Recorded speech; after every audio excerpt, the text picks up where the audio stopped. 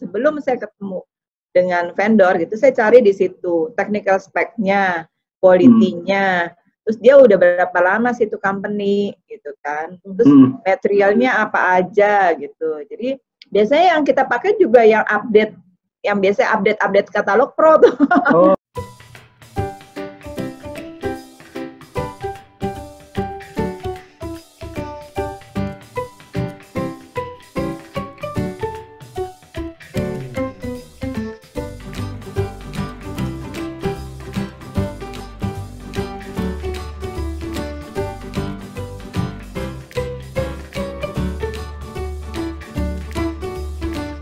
Di Sinar Maslen BSD, saya sedang menangani proyek Dezora.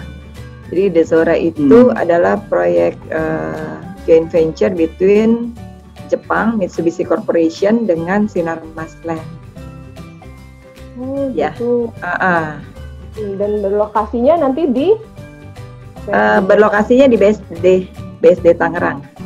Sebenarnya kalau Mitsubishi Corporation sendiri mereka cukup banyak ya, jadi otomotif, konstruksi. Mereka memang sedang gencar-gencarnya di 3 tahun ini untuk masuk ke properti di Indonesia. Jadi joint venture dengan developer yang mereka anggap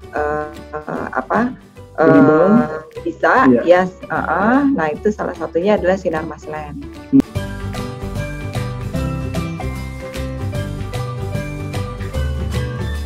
Dezora itu sendiri, kalau artinya dalam bahasa Jepang tuh sky ya gitu.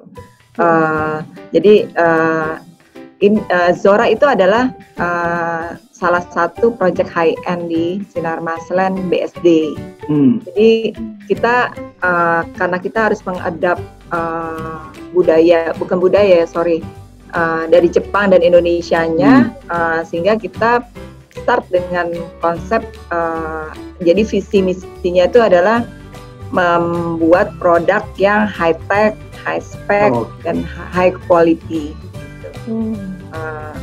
Berarti desainnya kan, seperti rumah-rumah Jepang Bu ya, minimalis tapi canggih gitu Bu.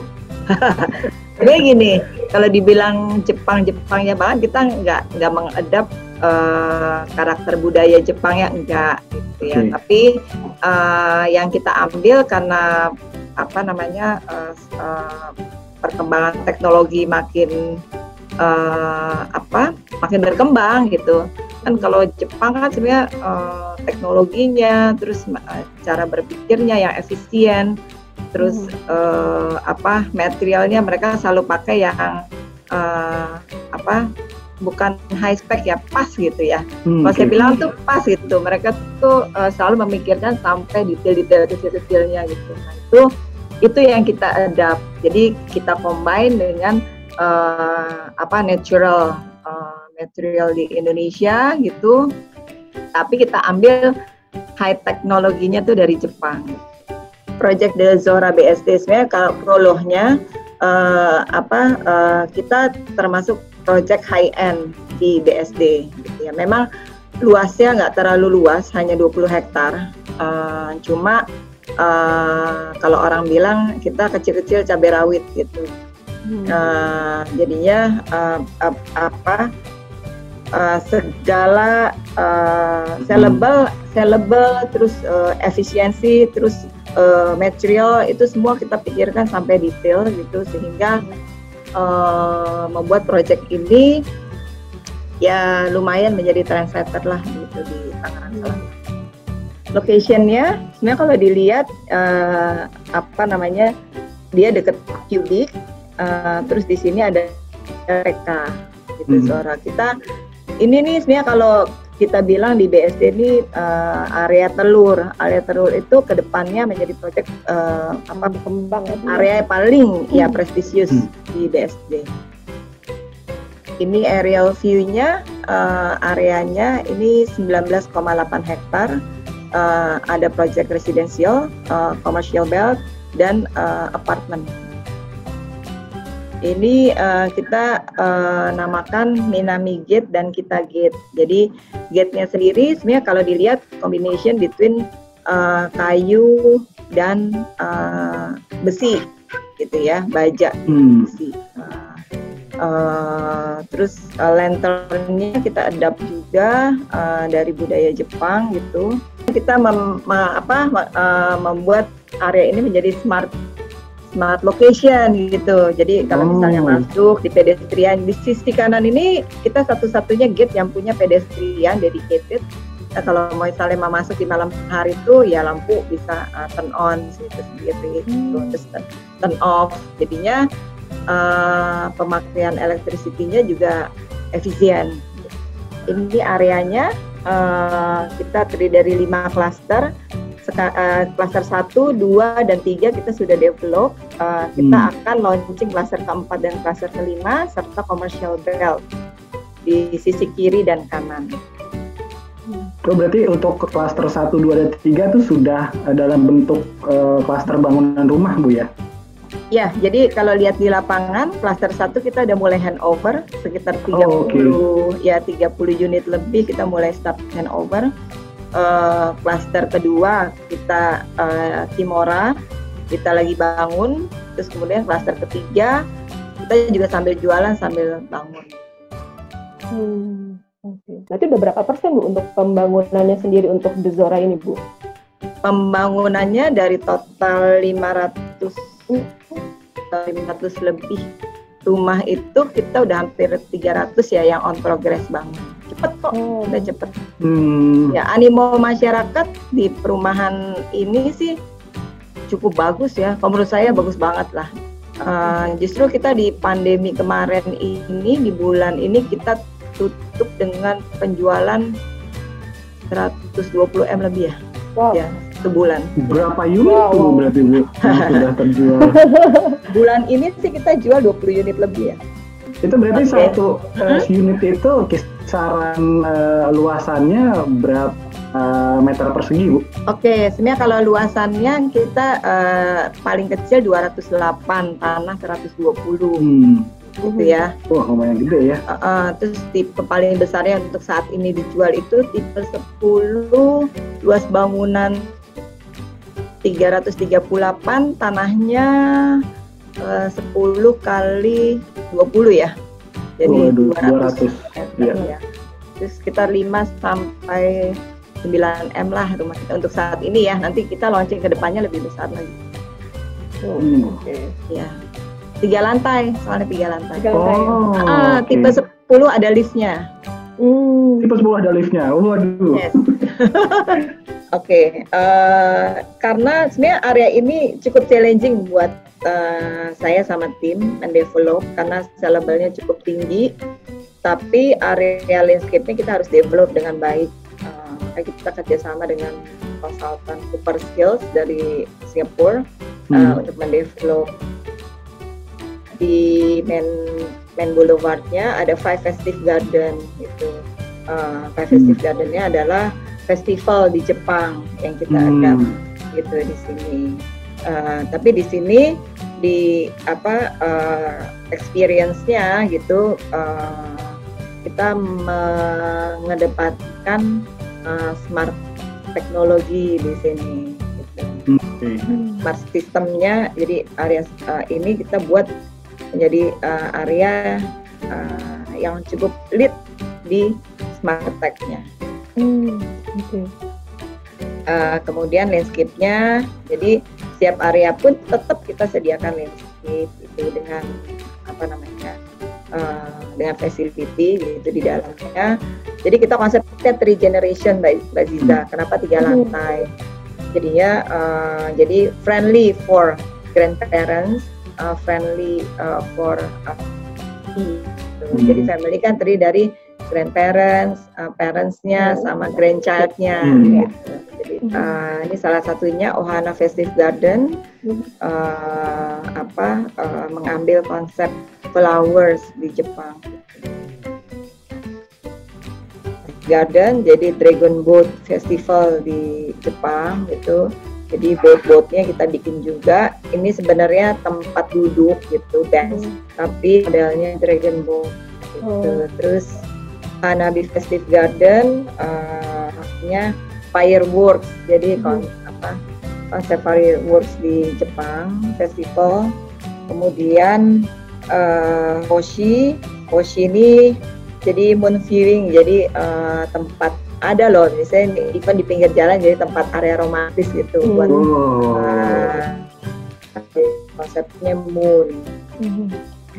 Terus Kizuna Festive Garden at the end yaitu clubhouse-nya gitu di ujung. Nah ini for family, jadi sebenarnya kita buat journey sih di Zora, start dari gate South Gate, Minami Gate, dan Kita Gate. Community garden-nya kita namakan Minty Mound. Jadi kalau misalnya grandparents duduk-duduk di situ tuh, jadi ada herbs garden-nya gitu. Terus anak-anak bisa main, orang tuanya bisa fitness. Jadi kita bikin outdoor fitness. Jogging track. Jadi di dalam ini kita buat jogging track nih, Mbak Ziza. Sepanjang sebenarnya kalau di total tuh 5 kilo asal ikutin tracknya ya. Yang warna hijau ya Bu ya? Ada warna hijau sama merah. Oke. Jadi Festive Road sama Vista Road. Nah total itu 5 kilo kalau ikutin tracknya. Nah ini jadi konsepnya memang dari awal kita klasternya tuh nggak bikin satu klaster ada gate gitu, enggak. Jadi kita konsepnya memang one big super cluster. So di dalam ini 600 unit rumah ini misalnya bisa saling kenal gitu. 560 ya total gitu. Itu bisa saling kenal gitu dari cluster to cluster gitu. Bicycle track di sini juga muterin area kita. Sebenarnya kalau lihat di lapangan tuh kita sediakan area buat bicycle sama jogging track. Jadi sangat friendly gitu, lebarnya 2 sampai 2,5 meter gitu lebar pedestriannya. Oh ya, nah kita bekerja sama dengan Goes, jadi ada bike sharing service-nya. Jadi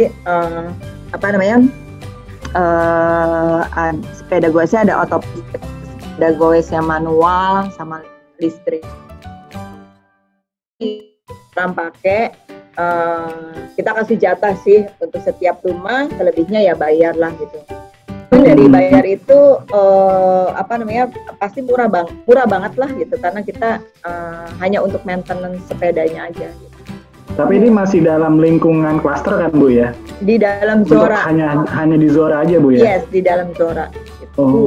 Seru, ada sepeda, ada otopetnya juga. Iya. Oke, next. Terus clubhouse kita jadi sama-sama clubhouse. Ini juga on progress bangun, masih structure. Tapi yang the most importantnya kita ada onsen pool. Onsen. Ada onsen pool. Yes. Jadi separated between men and women. Jadinya pokoknya cowok sama cewek terpisah lah. Jadi dengan onsen dari Jepang ya Bu ya? Jadi benar-benar kita mengadop dari sana gitu. Onsen tempat kalau kita berendam. Berendam air panas itu. Air panas gitu. Kan biasanya di sebelahnya disediakan air dingin atau mungkin jauh gitu sehingga dia habis berendam air panas gitu digirinya kita atur gitu sehingga cukup panas sehingga kan dia sehat, memperlancar peredaran darah sama membuka pori-pori ya kan. Jadi yang kotor-kotor gitu keluar gitu. Nah kemudian dia biasanya habis itu 15 menit lah gitu shower pakai air dingin, kemudian balik lagi gitu kan. Itu nah ini lantai 2-nya jadi ada area fitnessnya gitu.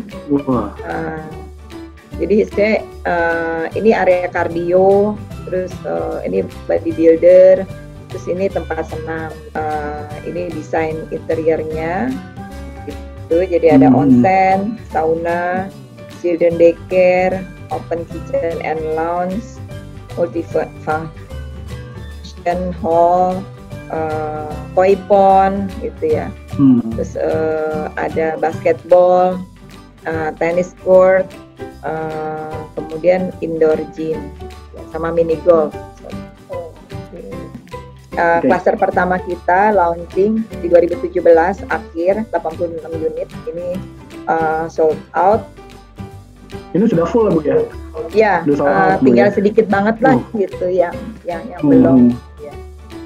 Almost sold out. Ya ini speknya.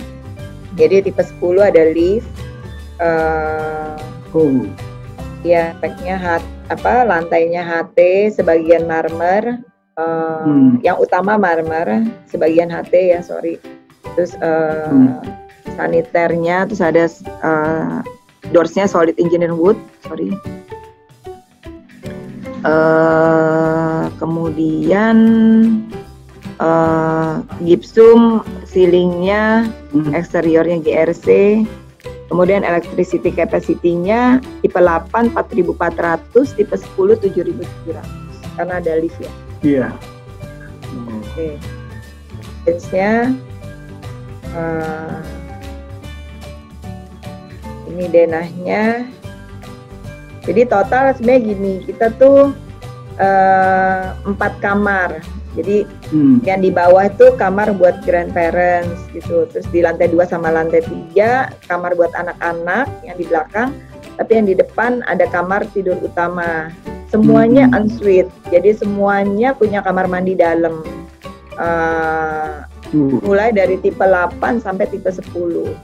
Jadi nggak ada yang rebutan. Dapat kitchen lagi pas itu Bu. Dapat kitchen, kabinet, kemudian smart system, sama carport canopy gitu. Gimana? Oh ya, dapat solar water heater, terus shower glass gitu di setiap showernya. Jadi sebenarnya kalau orang bilang sih tinggal bawa koper gitu, sama isi furniture yang utama gitu. Bisa custom nggak sih Bu sebetulnya Bu kalau untuk di project-projectnya Zora ini Bu?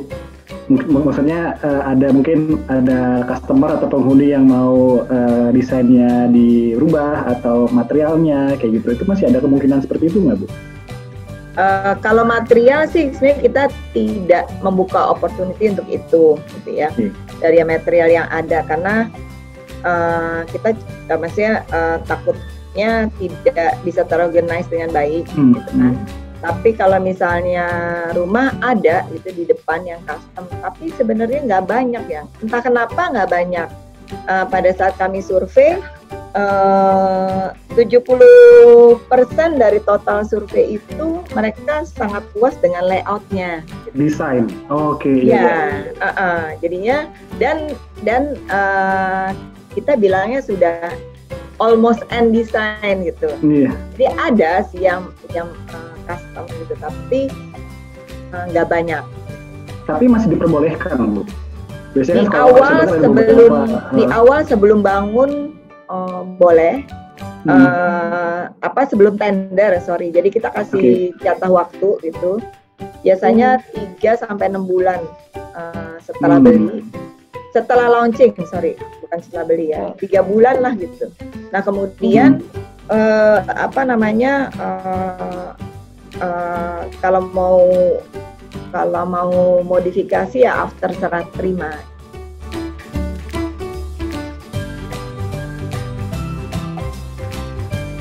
Saya sebenarnya pertama awali karir juga di Sinar Mas gitu. Jadi sudah 24 tahun di Sinar Mas. Pertama kali proyek saya di Batam, Taman Duta Mas Batam, kemudian di double dengan Banjar Wijaya. Pada saat Banjar Wijaya refacing ya waktu itu, kemudian saya mulai development awalnya Kota Delta Mas. Jadi saya 8 tahun juga di Cikarang. Berarti lama juga Bu di Batam Bu? Saya di Batam 5 tahun Pak. Ya Mas Bayu. Kemudian habis dari Delta Mas 2012 Sinar Mas Restructure, saya dipindah ke asset management gitu. Jadi saya develop asset management aset lah di Sinar Mas. Jadi kalau new projectnya The Breeze, Green Office Park, namanya 6. Jadi ya hotel, office gitu ya. Itu sama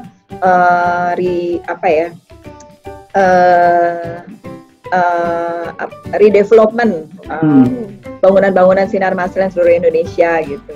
Nah kemudian baru di 2015 ya, 2015 saya ke Nafa Park gitu.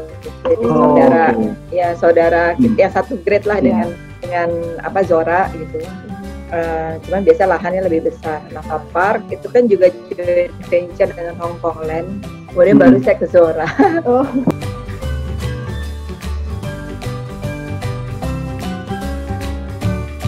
Ya saya memimpin perencanaan ya, gitu ya. Jadi BizDev dengan perencanaan. Jadi sebenarnya kalau di Sinarmas ini buat saya sih ya nggak tahu ya, tapi buat saya developer yang sangat rapi gitu di depannya. Gitu. Jadi pada saat even saya waktu itu berada di asset management gitu atau residensial gitu. Kalau misalnya mendevelop sesuatu tuh sepenuh hati bersama owner itu, jadi ada pre-FS-nya, ada FS-nya gitu, terus habis itu desainnya dipresentasikan gitu, sehingga pada saat yang selalu ditekankan di kita tuh pada saat pertama kali launching itu harus bagus gitu. Harus ya laku, misalnya habis bagus gitu ya, dan thanks God-nya ya begitu gitu. Jadi tantangannya memang di depannya kita lumayan cukup berat gitu. Misalnya mendevelop satu tempat, misalnya dulu mendevelop di Samarinda nih, ya survei lapangan, terus habis itu nggak cuma di lapangannya aja, sekitarnya gitu, terus habis itu kompetitornya gitu, jadi bolak-balik gitu, capek gitu kan. Terus habis itu bikin pre-FS-nya gitu, terus mau diapain gitu, itu tuh proper di depan baru kita launching.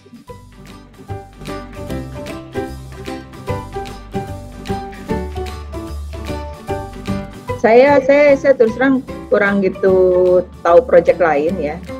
Dampak sih pasti ada ya. Tapi kalau di Zora sendiri sih sebenarnya kalau dilihat dari sebulan terakhir ini malah penjualan tertinggi dalam 1 bulan selama kita launching. Saya juga nggak tahu kenapa. Sabar ini. Itu sih lebih karena apa ya? Kalau saya bilang sih faktor gini. Pada saat kita pertama kali pandemi, itu sangat prepare gitu ya, misalnya online, terus habis itu ketemu orang dengan prepare gitu, segala macam. Jadi kita tidak kalau kita yang kalau orang bilang ya, misalnya tidak meremehkan ini gitu, karena kita tahu kedepannya pasti akan susah. Justru dengan begitu, misalnya usahakan pasti ada aja gitu. Misalnya, nah itu justru membuat kita ya rajin lah gitu, jadinya hasilnya juga baik gitu, satu. Sama yang kedua ya thanks God-nya sih sebenarnya properti itu mungkin karena kita juga di sini ya, misalnya kita di backup dengan financial yang cukup kuat gitu, jadi orang trust dengan brandnya gitu, gitu. Nah itu justru orang sekarang ini kalau menurut kami orang juga bingung gitu mau taruh duit di mana gitu. Saham aja lagi naik turun begitu kan. Drop malah. Terus mau taruh di mana gitu. Usaha juga pasti dia stop gitu, berhenti. Investasi yang cukup stabil ya properti sebenarnya, tapi dengan trustable brand gitu.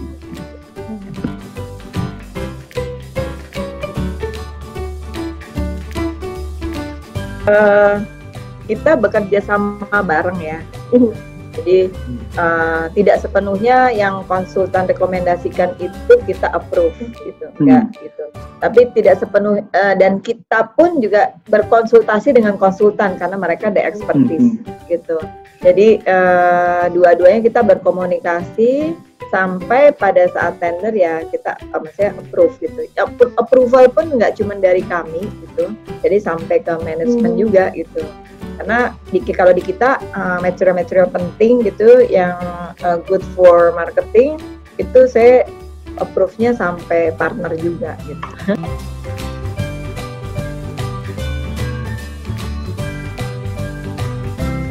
Kalau buat saya memang dari dulu tuh tim kita tuh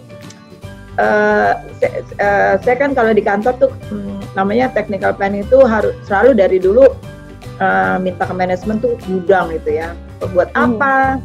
Itu buat material, brosur-brosur. Kita kan nggak sehat ya, maksudnya kerja bersama dengan sebelah-sebelahnya itu brosur, material gitu ya, pusing tuh nggak? Curcol. Nah, kalau katalog pro itu sangat membantu kita, kenapa? Sebelum saya ketemu dengan vendor gitu, saya cari di situ technical spec-nya, quality-nya, terus dia udah berapa lama sih itu company gitu kan, terus materialnya apa aja gitu. Jadi biasanya yang kita pakai juga yang update, yang biasanya update katalog pro tuh. Ada juga yang nggak update ya.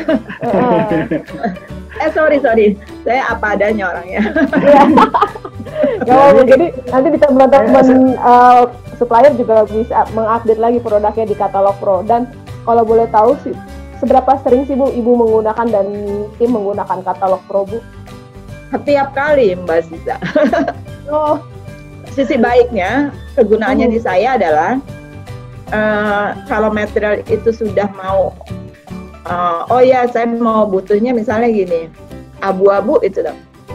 Abu-abu itu kan banyak ya, misalnya abu-abu titik-titik, abu-abu muda, tua, gitu, macam. Pada saat lihat katalog pro, ya kayaknya arahnya ke sini. Sehingga kita minta material ke vendor pun yang kita udah mulai menjurus gitu. Dan tempat saya juga nggak penuh gitu kan.